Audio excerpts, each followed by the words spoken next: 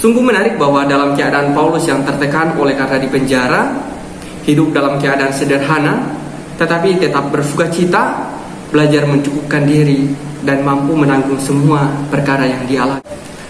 Shalom saudara-saudaraku yang dikasihi Tuhan. Pada kesempatan kali ini kita akan belajar bersama-sama dari Filipi pasal yang keempat, ayat yang ke-10 sampai ayat yang ke-13.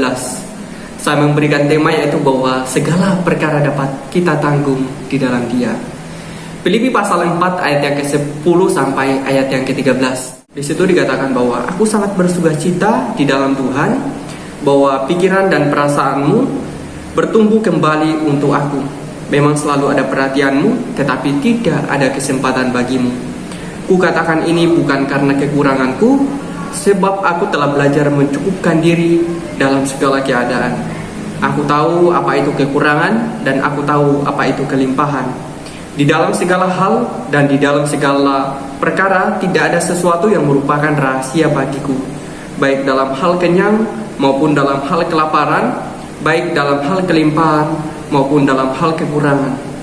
Segala perkara dapat kutanggung di dalam Dia yang memberikan kekuatan kepadaku. Saudara-saudaraku yang terkasih dalam nama Tuhan Yesus, surat Filipi adalah surat yang ditulis oleh Paulus pada waktu Paulus dipenjara di Roma. Pada waktu Paulus dipenjara di Roma, orang-orang Filipi begitu memperhatikan Paulus, dan bentuk perhatian yang dilakukan oleh orang-orang Filipi yaitu mengirim bantuan kepada Paulus. Tidak hanya sekali tetapi berkali-kali. Di ayat yang ke-16 kita bisa baca, di situ dikatakan bahwa karena di Tesalonika pun kamu telah 1-2 kali mengirim bantuan kepadaku.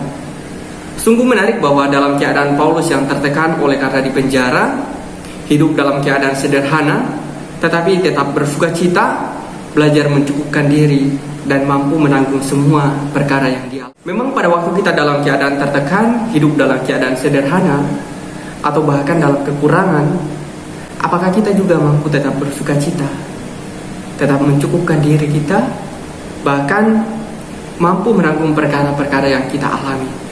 Tentu ini bukan hal yang mudah untuk dapat kita lakukan ketika kita berada dalam situasi dan kondisi seperti ini. Namun apa yang dialami oleh Paulus ini menjadi teladan, ini sungguh menjadi teladan bagi kita dan menjadi perenungan kita bersama.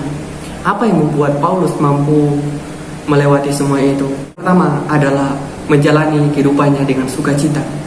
Di ayat yang ke-10 dikatakan bahwa aku sangat bersukacita, bahwa akhirnya pikiran dan perasaanmu bertumbuh kembali untuk aku. Memang selalu ada perhatianmu, tetapi tidak ada kesempatan bagimu. Saudara-saudaraku yang terkasih dalam nama Tuhan Yesus, Paulus sangat senang oleh karena orang-orang Filipi memperhatikan Paulus, bahkan mengirim bantuan kepada Paulus.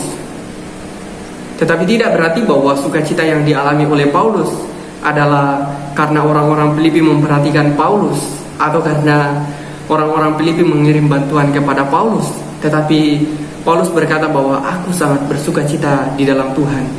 Di ayat yang ke-11 sangat jelas di situ dikatakan bahwa kukatakan ini bukan karena kekuranganku, sebab aku belajar mencukupkan diri dalam segala keadaan. Aku tahu apa itu kekurangan, dan aku tahu apa itu kelimpahan.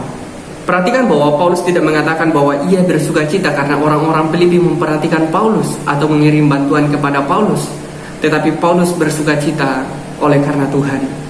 Di ayat yang ke-10 dikatakan bahwa aku sangat bersukacita di dalam Tuhan. Jadi sukacita yang dialami oleh Paulus adalah sukacita karena Tuhan. Dan yang kedua adalah belajar mencukupkan diri. Dalam ayat yang ke-12 dikatakan bahwa sebab aku telah belajar mencukupkan diri dalam segala keadaan. Aku tahu apa itu kekurangan, aku tahu apa itu kelimpahan. Di dalam segala hal dan di dalam segala perkara tidak ada yang merupakan rahasia bagiku, baik dalam hal kenyang, baik dalam hal kelaparan, baik dalam hal kelimpahan maupun dalam hal kekurangan.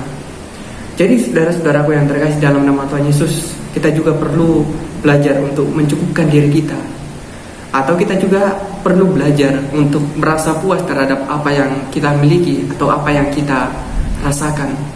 Kita belajar untuk merasa puas terhadap terpenuhinya segala kebutuhan kita, bukan terpenuhinya segala keinginan-keinginan kita.